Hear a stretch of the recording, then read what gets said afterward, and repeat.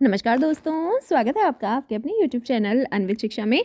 आज हम करने वाले हैं क्लास 12 अभिव्यक्ति और माध्यम टर्म 2 का आपका दूसरा टॉपिक पत्रकारीय लेखन के विभिन्न रूप और लेखन प्रक्रिया। ये आपका दूसरा टॉपिक है। इसका जो पहला टॉपिक है आपके टर्म 2 का कैसे लिखें कहानी, उसके मोस्ट इंपॉर्टेंट क्वेश्चन आंसर्स और नोट्स का वीडियो मैंने आपको डिस्क्रिप्शन बॉक्स में दे दिया है, आप उसे ज़रूर देखें। तो चलिए हम इसे शुरू करते हैं। सबसे पहले पत्रकारीय लेखन का अर्थ। क्या अर्थ होता है पत्रकारीय लेखन का? समाचार माध्यमों में काम करने वाले पत्रकार अपने पाठकों और श्रोताओं तक सूचना पहुंचाने के लिए लेखन के अलग अलग रूपों का इस्तेमाल करते हैं, तो इसे ही हम पत्रकारीय लेखन कहते हैं। ठीक है, जो लोग समाचार में काम करते हैं, पत्रकार की तरह काम करते हैं, वो अपने पाठकों और श्रोताओं तक सूचना पहुँचाने के लिए लेखन के अलग अलग रूपों का प्रयोग करते हैं। इसी को हम पत्रकारीय लेखन कहते हैं। पत्रकारिता या पत्रकारीय लेखन के अंतर्गत आपका संपादकीय, समाचार, आलेख, रिपोर्ट, फीचर, स्तंभ और कार्टून आदि आते हैं। ये हुआ आपका पत्रकारीय लेखन का अर्थ। दोस्तों, इस वीडियो में ये तो मैं आपको नोट्स बता रही हूँ। पहले हम करेंगे नोट्स, इस चैप्टर के जितने भी इंपॉर्टेंट नोट्स हैं, और उसके बाद वीडियो के एंड में मेरे पास आपके लिए कुछ बहुत मोस्ट इंपॉर्टेंट क्वेश्चंस भी हैं जो इस चैप्टर से अक्सर आते हैं। तो पहले हम नोट्स करेंगे और उसके बाद हम क्वेश्चन आंसर्स पर चलेंगे। तो अगला हमारा क्वेश्चन क्या है? पत्रकारीय लेखन का प्रमुख उद्देश्य, यानी कि पत्रकारीय लेखन का हमारा क्या उद्देश्य होता है? इसमें आपका है सूचना देना, शिक्षित करना, मनोरंजन करना आदि। इसके कई प्रकार हैं: खोजपरक पत्रकारिता, वॉचडॉग पत्रकारिता और एडवोकेसी पत्रकारिता। पत्रकारीय लेखन का संबंध समसामयिक विषयों, विचारों और घटनाओं से है। पत्रकार को लिखते समय ये ध्यान रखना चाहिए कि वह सामान्य जनता के लिए लिख रहा है, इसलिए उसकी जो भाषा है वो सरल, रोचक, सहज होनी चाहिए। वाक्य छोटे होने चाहिए। कठिन भाषा का प्रयोग नहीं करना चाहिए। भाषा को प्रभावी बनाने के लिए हमें अनावश्यक विशेषणों, अप्रचलित शब्दावली या दोहराव का प्रयोग नहीं करना चाहिए। राइट, आगे चलेंगे। अब ये है दोस्तों आपके स्क्रीन पर साहित्यिक और पत्रकारीय लेखन में अंतर। एक होता है पत्रकारीय लेखन और एक होता है साहित्यिक लेखन। तो दोनों में क्या अंतर है, यहाँ हम ये देखेंगे। पहला पॉइंट, पत्रकारीय लेखन का संबंध और दायरा समसामयिक और वास्तविक घटनाओं, समस्याओं और मुद्दों से होता है। यानी कि जो पत्रकारीय लेखन है वो हमारा वर्तमान में चल रही घटनाओं पर उसका फोकस होता है।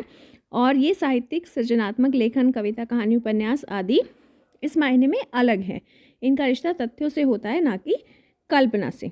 राइट, पत्रकारीय लेखन साहित्यिक और सृजनात्मक लेखन से इस मायने में भी अलग है कि ये अनिवार्य रूप से तत्कालिकता, अपने पाठकों की रुचि और ज़रूरतों को ध्यान में रख के किया जाने वाला लेखन है, जबकि साहित्य और सृजनात्मक लेखन में लेखक को काफ़ी छूट होती है। दोस्तों, आप ये खुद भी देख सकते हैं कि जो पत्रकारीय लेखन है वो हमारा वर्तमान से संबंध रखता है। जो हमारा अखबार है वो हमारा वर्तमान में आता है, लेकिन जो साहित्य है उसे आप वो भूतकाल से भी संबंध रख सकता है, आप पुरानी चीज़ें भी उठा सकते हैं, आप वर्तमान की भी ले सकते हैं। और इसी तरीके से दूसरा जो अंतर है वो भी काफ़ी इम्पोर्टेंट है। पत्रकारीय लेखन में हमें साहित्यिक और सृजनात्मक लेखन जो है उसकी ज़रूरत नहीं होती। आप पत्रकारीय लेखन में ज़रूरी नहीं कि आप साहित्यिक लेखन करें, और इसी तरीके से साहित्यिक लेखन में पत्रकारीय लेखन नहीं होता। पत्रकारीय लेखन में आप साहित्य का पुट डाल सकते हैं, अंश डाल सकते हैं, लेकिन साहित्यिक लेखन में पत्रकारिता की कोई जगह नहीं होती। और एक बड़ा अंतर ये भी है कि पत्रकारीय लेखन में जो लेखक है वो अपनी मर्जी से तथ्यों को नहीं ले सकता, कल्पना नहीं चलती इसमें। लेकिन पत्रकारीय लेखन में, साहित्यिक लेखन में कल्पना भी हो सकती है। लेखक अपनी कल्पनाओं से भी कविताएं बना सकता है, जबकि पत्रकारीय लेखन में कल्पना के लिए कोई जगह नहीं होती। आगे चलेंगे। पत्रकारीय लेखन की स्मरणीय तथ्य, यानी कि हमें क्या क्या चीज़ें पत्रकारीय लेखन में याद रखनी चाहिए। पत्रकारीय लेखन करने वाले विशाल जन समुदाय के लिए लिखते हैं, यानी कि जो पत्रकारिता करते हैं वो एक बड़े जन समुदाय के लिए लिखते हैं, जिसमें पाठकों का दायरा और ज्ञान का स्तर जो होता है वो विस्तृत होता है। इसके पाठक जो होते हैं वो मजदूर से विद्वान तक हो सकते हैं, यानी कि जो अखबार है आपका, उसके जो पाठक हैं वो मजदूर से लेकर विद्वान तक कोई भी हो सकता है। अखबार सभी पढ़ते हैं। अतः उसकी लेखन शैली और भाषा जो है वो कैसी होनी चाहिए? वो सहज, सरल और रोचक होनी चाहिए। अलंकारिक और संस्कृतनिष्ठ भाषा का प्रयोग हमें नहीं करना चाहिए, इसके बजाय आम बोलचाल वाली भाषा का प्रयोग करना चाहिए। शब्द सरल होने चाहिए और आसानी से समझ आने वाले होने चाहिए। वाक्य छोटे और सहज होने चाहिए। अगली स्लाइड पर चलेंगे।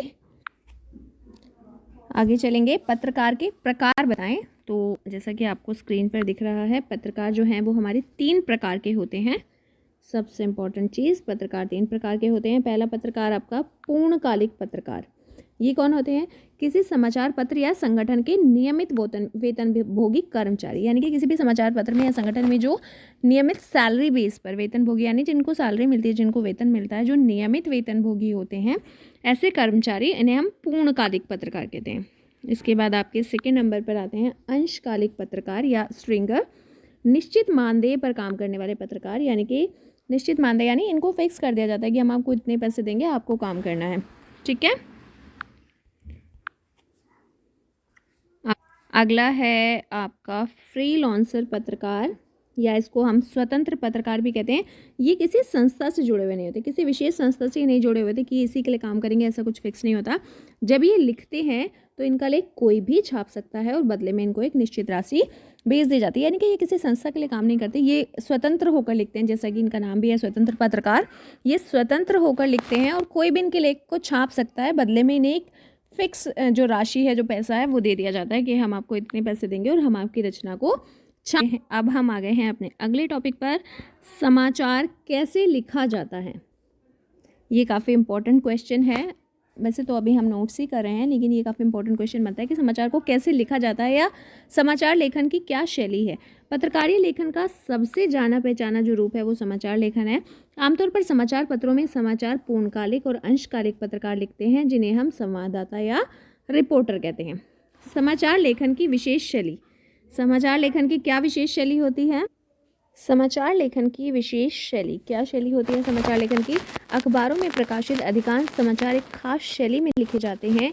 इन समाचारों में किसी भी घटना, समस्या या विचार के सबसे महत्वपूर्ण तथ्य, सूचना या जानकारी को सबसे पहले पैराग्राफ में लिखा जाता है। ये आप ज़रूर ध्यान रखें, सबसे जो महत्वपूर्ण तथ्य, सूचना या जानकारी होती है उसे हम सबसे पहले पैराग्राफ में लिखते हैं। इसके बाद के पैराग्राफ में उससे कम महत्वपूर्ण सूचना या तथ्य की जानकारी दी जाती है, और ये प्रक्रिया तब तक जारी रहती है जब तक समाचार खत्म नहीं होता। और समाचार लेखन की जो एक विशेष शैली है उसे हम उल्टा पिरामिड शैली भी कहते हैं।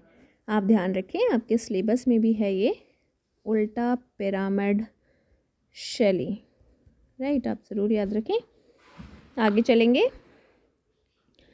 समाचार लेखन के 6 ककार, ये भी मोस्ट इम्पॉर्टेंट है। अक्सर पूछ लिया जाता है कि समाचार लेखन के 6 ककार कौन से हैं। किसी समाचार को लिखते समय जिन 6 सवालों का जवाब देने की कोशिश की जाती है उन्हें हम 6 ककार कहते हैं। और ये कौन से सवाल हैं? सबसे पहले क्या हुआ, किसके साथ हुआ, कब हुआ, कहाँ हुआ, कैसे हुआ और क्यों हुआ, यानी कि क्या, किसके, कब, कहाँ, कैसे, क्यों, ये समाचार लेखन के 6 ककार हैं। अब इनकी एक्सप्लेनेशन पर चलेंगे। इस क्या, किसके, किसके या कौन, कब, कहाँ, कैसे और क्यों को ही 6 ककारों के रूप में जाना जाता है। समाचार के मुखड़े, यानी कि जो इंट्रो होता है, यानी जो पहला पैराग्राफ होता है या शुरुआती पैराग्राफ होता है, उन 2-3 पंक्तियों में आमतौर पर 3 या 4 ककारों को आधार बनाकर खबर लिखी जाती है। जो पहला आपका इंट्रो होता है, उल्टा पिरामिड शैली में जो पहला पॉइंट है आपका इंट्रो का, या जो इंट्रो यानी जो पहला पैराग्राफ होता है किसी भी घटना का, उसमें 4 ककारों का उत्तर देने की कोशिश की जाती है। और ये 4 ककार हैं क्या, कौन, कब और कहाँ। इन 4 ककारों को इंट्रो में लिया जाता है, यानी कि पहले पैराग्राफ में लिया जाता है। इसके बाद आती है समाचार की बॉडी और समापन। बॉडी और समापन में बाकी के जो 2 ककार बचते हैं इनको लिया जाता है। और ये कौन से हैं? ये 2 ककार हैं आपके कैसे और क्यों, यानी कि जो पहला इंट्रो होता है उसमें 6 ककारों में से 4 ककार का उत्तर आपका इंट्रो में दिया जाता है, और उसके बाद जो बॉडी और समापन होता है उसमें 2 ककारों का उत्तर दिया जाता है, जो है कैसे और क्यों। इस तरह से 6 ककारों के आधार पर आपका समाचार तैयार हो जाता है। पहले जो 4 ककार होते हैं, क्या, कौन, कब और कहाँ, ये सूचनात्मक और तथ्यों पर आधारित होते हैं, जबकि बाकी के जो 2 ककार होते हैं, क्यों, कैसे और क्यों, इनमें विवरण, व्याख्या और विश्लेषणात्मक पहलू पर जोर दिया जाता है। यानी कि जो पहले 4 ककार होते हैं जो हम इंट्रो में इस्तेमाल करते हैं, पहले पैराग्राफ में इस्तेमाल करते हैं, वो सूचना और तथ्यों पर आधारित होते हैं, और बाकी के जो 2 ककार होते हैं जो हम बॉडी और समापन में इस्तेमाल करते हैं उनमें विवरण, व्याख्या और विश्लेषणात्मक पहलू होता है। दोस्तों, अब आपको आपकी स्क्रीन पर ये एक इमेज दिख रही है, तो मैं आपको सजेस्ट करूँगी कि आप इसे अपने पेपर में ज़रूर बनाएं। अगर आपका ये क्वेश्चन आता है तो आप इसी तरीके से एक रेडियो का फॉर्म बनाकर इन 6 ककारों को लिखें। अगर आप इस तरह की इमेज बनाते हैं साथियों पेपर में, तो उसका बहुत पॉजिटिव इम्पैक्ट पड़ता है एग्जामिनर पर, और अक्सर आपको पूरे नंबर मिल जाते हैं। तो आप इमेजेस का इस्तेमाल तो ज़रूर करें। आगे चलेंगे। फीचर, फीचर क्या होता है? फीचर क्या होता है? फीचर आपका एक सुव्यवस्थित, सृजनात्मक और आत्मनिष्ठ लेखन है। और फीचर का उद्देश्य क्या होता है? फीचर का उद्देश्य मुख्य रूप से पाठकों को सूचना देना, शिक्षित करना और उनका मनोरंजन करना होता है। इसके अलावा फीचर के अर्थ को हम और थोड़ा गहराई से समझेंगे, क्योंकि एक लाइन में फीचर को समेट देना ठीक नहीं है। फीचर का अर्थ कभी कभी 5 नंबर में भी फीचर का क्वेश्चन पूछा जाता है, तो हम इसे इस हिसाब से तैयार करेंगे कि फीचर का अर्थ, फीचर का उद्देश्य आप 5 नंबर में लिख सकें। तो अभी हम और पढ़ेंगे आगे फीचर के बारे में, थोड़ा सा डेप्थ में चलेंगे। किसी समकालीन घटना या किसी भी क्षेत्र विशेष की विशिष्ट जानकारी के सचित्र मोहक विवरण को फीचर कहा जाता है। यानी कि जब हम किसी भी समकालीन घटना, समकालीन यानी जो आज के समय में हो रही है, या किसी क्षेत्र विशेष की जानकारी को जब हम सचित्र यानी चित्रों के साथ में और बहुत ही मोहक विवरण यानी कि बड़ी सुंदर तरीके से उसको प्रस्तुत करते हैं, तो उसे हम फीचर कहते हैं। इसमें तथ्यों को मनोरंजक ढंग से प्रस्तुत किया जाता है। मनोरंजक यानी आपके एंटरटेनमेंट के आधार पर प्रस्तुत किया जाता है, मनोरंजक बनाया जाता है। इसके संवादों में गहराई होती है। ये सुव्यवस्थित, सृजनात्मक है, ना कि इसका उद्देश्य पाठकों को, ये क्या भाषा आ रही है इसमें, इसने तो हमें ही कंफ्यूज कर दिया है। दोस्तों आप इसको छोड़ ही दें, क्योंकि मैं इसे नहीं समझ पा रही हूँ कि ये क्या भाषा यहाँ पे नोट्स में आ गई है। इसके संवादों में गहराई होती है। ये सुव्यवस्थित, सृजनात्मक और आत्मनिष्ठ लिखें आप यहाँ पर, ये आत्मनिष्ठ लेखन है, राइट, आत्मनिष्ठ लेखन है। तो ये हो गया आपका फीचर का अर्थ। कम से कम 5 नंबर में अगर पूछा जाए तो आप अर्थ को इस तरह से लिखें कि आपको पूरे अंक मिल सकें। अब फीचर और समाचार में क्या अंतर है? फीचर भी लिखा जाता है, समाचार भी लिखे जाते हैं। फीचर भी समकालीन घटना का होता है, समाचार भी समकालीन घटना का हो सकता है। तो फिर दोनों में अंतर क्या है? अब हम चलेंगे आपके अंतर पर।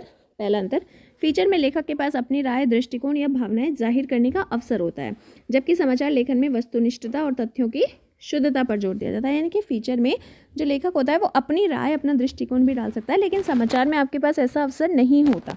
समाचार में आप वही लिखोगे जो सही है, जो तथ्यों पर आधारित है। फीचर लेखन में उल्टा पिरामिड शैली का प्रयोग नहीं होता, जबकि समाचार लेखन में होता है। फीचर की शैली कथात्मक होती है। अगला पॉइंट आपका, फीचर लेखन की भाषा सरल, रूपात्मक और आकर्षक होती है।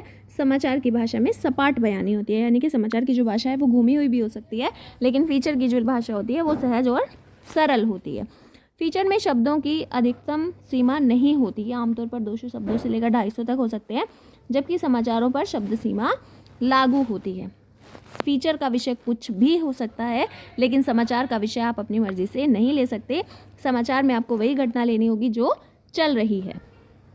फीचर के प्रकार, यानी कि फीचर कितने तरह का होता है? समाचार फीचर, समाचार फीचर, घटनापरक फीचर, व्यक्तिपरक, लोक अभिरुचि फीचर, सांस्कृतिक फीचर, साहित्यिक फीचर, विश्लेषण फीचर और विज्ञान फीचर। फीचर लेखन संबंधी मुख्य बातें, यानी कि फीचर लेखन अगर आप करें तो किन बातों का ध्यान रखें। ये भी इंपॉर्टेंट क्वेश्चन अक्सर पूछ लिया जाता है कि फीचर लेखन करते समय किन बातों का ध्यान रखना चाहिए। तो सबसे पहले, फीचर को सजीव बनाने के लिए उसमें उस विषय से जुड़े लोगों की मौजूदगी जरूरी होती है। फीचर के कथ्य को पात्रों के माध्यम से बताना चाहिए। कहानी को बताने का अंदाज ऐसा हो कि पाठक ये महसूस करे कि वह घटनाओं को खुद देख और सुन रहे हैं। यानी कि आप फीचर इतनी अच्छी तरह लिखें कि घटनाएं पढ़ने वाला जो पाठक है उसको ऐसा लगे कि घटनाओं को वो खुद देख रहा है या सुन रहा है। फीचर मनोरंजक और सूचनात्मक होना चाहिए। फीचर कोई शोध रिपोर्ट नहीं है, यानी कि आप उसमें ज़्यादा खोजबीन डालने की कोशिश ना करें। इसे किसी बैठक या सभा के कार्यवाही विवरण की तरह नहीं लिखा जाना चाहिए, क्योंकि ये एक मनोरंजक फीचर है, तो इसे आप ऐसे किसी कार्रवाई की तरह ना लिखें। फीचर का कोई ना कोई उद्देश्य होना चाहिए। उस उद्देश्य के इर्द गिर्द सभी प्रासंगिक सूचनाएं, तथ्य और विचार गुथे होने चाहिए, राइट। आगे चलेंगे। फीचर तथ्यों, सूचनाओं और विचारों पर आधारित कथात्मक विवरण और विश्लेषण होता है। फीचर लेखन का कोई निश्चित ढांचा या फॉर्मूला नहीं होता। इसे कहीं से भी प्रारंभ कर सकते हैं, इसका कहीं भी मध्य या अंत किया जा सकता है। फीचर का हर पैराग्राफ अपने पहले के पैराग्राफ से सही तरीके से जुड़ा होना चाहिए, यानी कि जो जितने भी पैराग्राफ आप फीचर में लिखें वो सारे एक दूसरे से संबंधित होने चाहिए।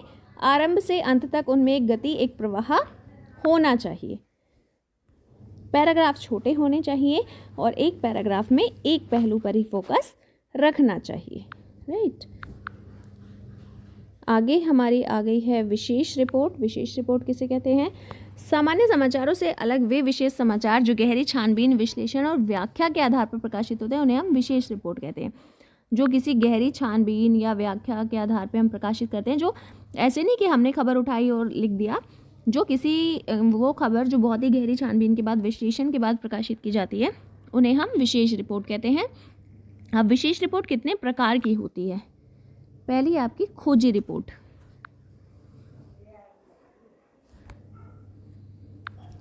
इसमें अनुपलब्ध तथ्यों को गहरी छानबीन करके सार्वजनिक किया जाता है। In depth report. In depth report क्या होती है? सार्वजनिक रूप से प्राप्त तथ्यों की गहरी छानबीन करके उसके महत्वपूर्ण पक्षों को पाठक के सामने लाया जाता है। फिर है आपकी विश्लेषणात्मक रिपोर्ट।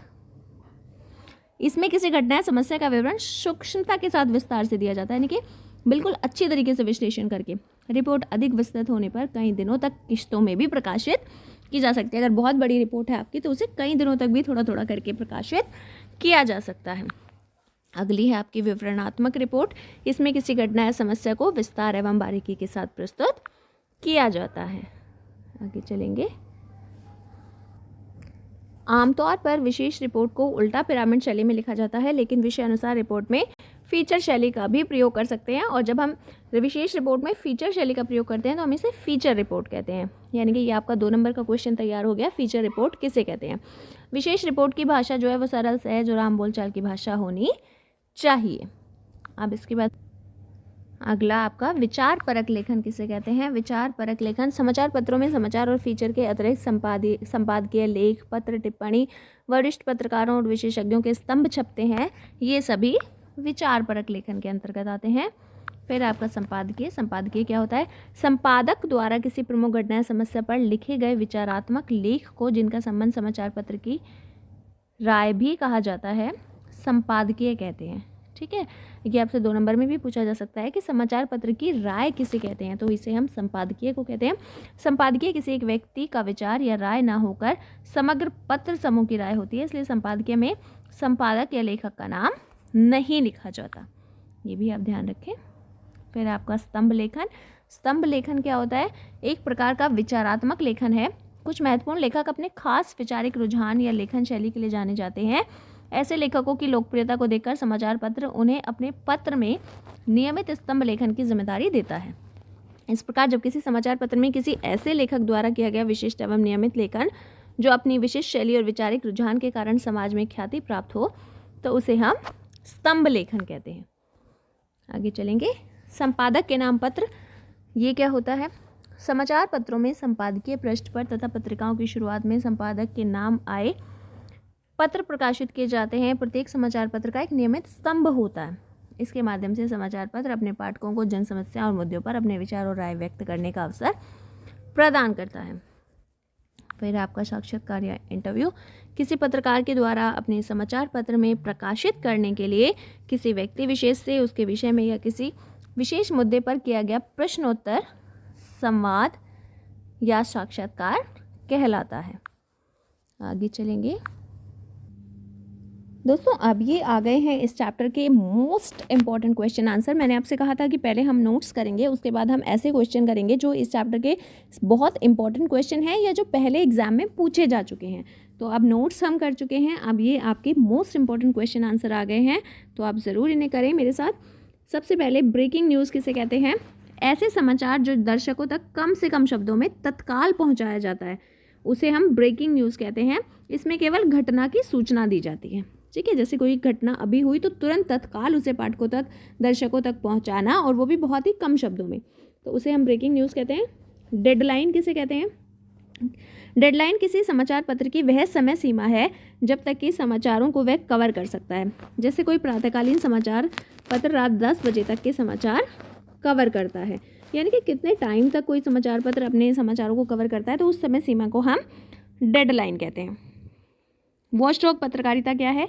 किसी के कामकाज पर निगाह रखते हुए किसी गड़बड़ी का पर्दाफाश करना वॉचडॉग पत्रकारिता कहलाती है। संपादक के क्या क्या कार्य हैं? समाचार पत्र में प्रकाशित समाचारों की प्रामाणिकता, आप ये शब्द जरूर ध्यान रखें, प्रामाणिकता, निष्पक्षता, संतुलन और महत्व के अनुसार समाचार पत्र में स्थान निर्धारण करना आदि ये सभी संपादक के प्रमुख कार्य हैं। पत्रकार किसे कहते हैं? कौन होता है पत्रकार आपका?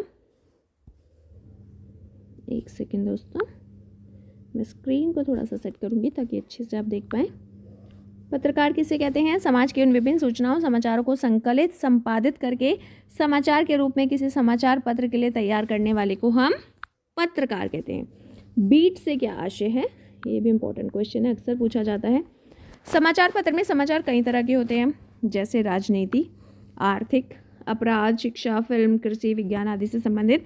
संवाददाताओं का कार्य विभाजन उनकी रुचि को ध्यान में रखते हुए किया जाता है, जैसे मीडिया की भाषा में हम बीट कहते हैं। यानी कि अगर कोई पत्रकार जो है वो कृषि के क्षेत्र में अपनी रुचि रखता है, कोई फिल्मों के क्षेत्र में रखता है, तो उसी तरह के काम उन्हें दे दिए जाते हैं और इसे मीडिया की भाषा में बीट कहते हैं।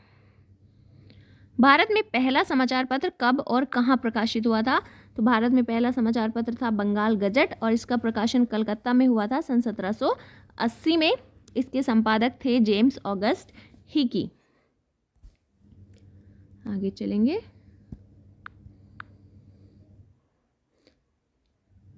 प्रिंट मीडिया की दो विशेषताएं लिखिए। चिंतन, विचार, विश्लेषण के आधार पर तैयार होते हैं और छपे हुए शब्दों का स्थायित्व होता है। प्रिंट मीडिया की दो विशेषताएं क्या है कि जो खबरें होती हैं, जो समाचार होते हैं, वो चिंतन, विचार और विश्लेषण के आधार पर तैयार किए जाते हैं, पहली विशेषता। और दूसरी विशेषता है छपे हुए शब्दों में स्थायित्व होता है, यानी कि वो जल्दी से ख़त्म नहीं होते, जो छप गया वो छप गया। पीत पत्रकारिता से क्या आशय है? पीत पत्रकारिता क्या होती है? सनसनी। दोस्तों ये गलत प्रिंट हुआ है, इसमें अक्सर इस तरह की गलतियां हमें देखने को मिलती हैं जब हिंदी भाषा की नोट्स प्रिंट किए जाते हैं।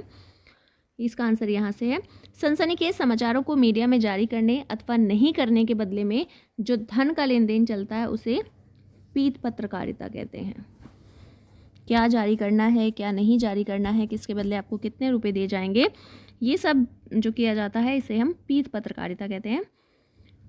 समाचार शब्द को परिभाषित करें। काफ़ी इंटरेस्टिंग प्रश्न है ये। समाचार को आप सभी जानते हैं कि समाचार क्या होता है, लेकिन उसे प्रॉपर शब्दों में परिभाषित करना वाकई मुश्किल है।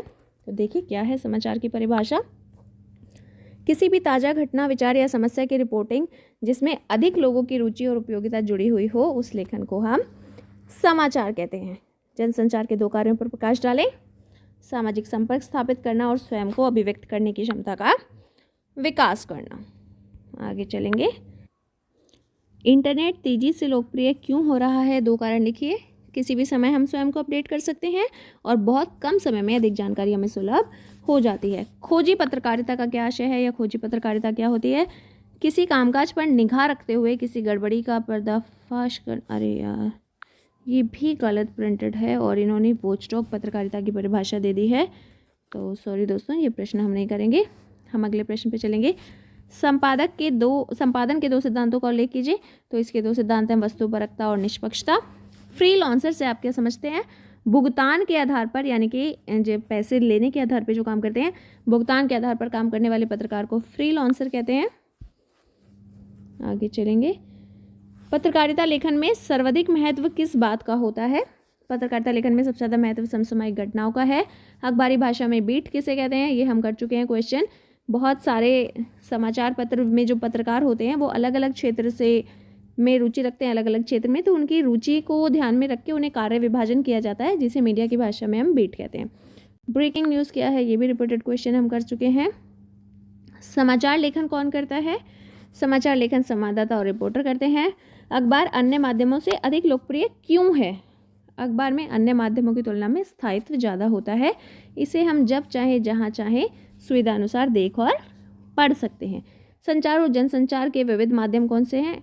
टेलीफोन, इंटरनेट, फैक्स, समाचार पत्र, रेडियो, टेलीविज़न, सिनेमा आदि। ये सब हमारे संचार के अलग अलग साधन हैं। संचार के तत्व, ये आपका स्रोत, संदेश, शोर, डिकोडिंग, फीडबैक, ये आप पहले पढ़ चुके हैं। डिकोडिंग क्या है? प्राप्त संदेशों में निहित अर्थ को समझने की कोशिश, इसे हम कहते हैं डिकोडिंग। अखबार शब्द मूल रूप से किस भाषा का शब्द है? समाचार पत्र को अरबी में, ये दोस्तों वाकई में इंपॉर्टेंट क्वेश्चन है, आप ज़रूर इसके उत्तर को ध्यान रखें। समाचार पत्र को अरबी में अखबार कहते हैं, इसलिए ऐसा पत्र जिसमें खबरें ही खबरें हों अखबार कहलाता है, यानी कि अखबार शब्द जो है वो अरबी भाषा का शब्द है। पत्रकारिता में 6 ककार क्या है?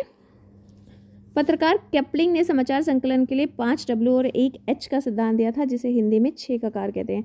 इंपॉर्टेंट क्वेश्चन है, आप 6 ककार ही पढ़ेंगे सब जगह, आप ये नहीं पढ़ेंगे कि ये दिया था किसने। पत्रकार कपलिंग ने समाचार संकलन के 5 W और 1 H का सिद्धांत दिया, और जिसे हम 6 ककार कहते हैं। और ये ककार हैं क्या, कहाँ, कब, क्या, किसने, क्यों और कैसे। डेट लाइन किसे कहते हैं? प्रत्येक समाचार के शीर्षक के बाद और इंट्रो से पहले उस समाचार का स्थान और तारीख दी जाती है, जिसे डेट लाइन कहते हैं। एक डेड लाइन है और एक डेट लाइन है। अंशकालिक पत्रकार से आप क्या समझते हैं? सीमित या कम समय के लिए काम करने वाले पत्रकार को अंशकालिक पत्रकार कहा जाता है। इन्हें प्रकाशित सामग्री के आधार पर पारिश्रमिक दिया जाता है। राइट। हाँ, अब यहाँ पर आई है ये पूर्णकालिक पत्रकार की परिभाषा, जो वहाँ गलत प्रिंट हुई थी।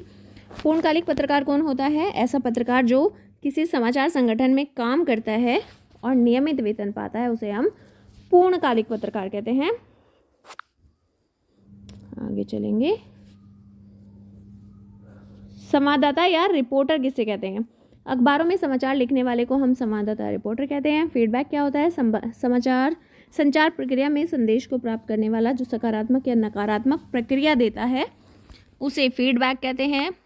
प्रिंट लाइन क्या होती है? प्रत्येक समाचार पत्र या पत्रिका में संपादक, प्रकाशक और मुद्रक का नाम अनिवार्य रूप से प्रकाशित किया जाता है। इस विवरण को प्रिंट लाइन कहते हैं। दोस्तों, इसमें 3 चीज़ें आई हैं, डेडलाइन, डेट लाइन और अब प्रिंट लाइन। तो आप तीनों को अलग अलग ध्यान रखें कि तीनों का अलग अलग भाषा में क्या अर्थ है। दोस्तों, ये है आपका अपना चैनल अन्वित शिक्षा। लाइक करें, शेयर करें और सब्सक्राइब तो ज़रूर करें, ताकि इसी तरह का स्टडी मटेरियल, इसी तरह के नोट्स, और ना सिर्फ हिंदी के लिए बल्कि आपके दूसरे सब्जेक्ट के लिए भी आपको इंस्टेंटली मिलते रहें। और नोट्स ही क्यों, मॉडल टेस्ट पेपर, आपके क्वेश्चन पेपर, उनकी आंसर की, CBSE से आने वाली update, each and everything about your subjects, about your exams, सब कुछ मिलेगा आपको अन्वित शिक्षा पर। तो ज़रूर सब्सक्राइब करें, और अगर वीडियो पसंद आया है तो अपने दोस्तों के साथ, साथियों के साथ, क्लासमेट्स के साथ ज़रूर शेयर करें। Thank you.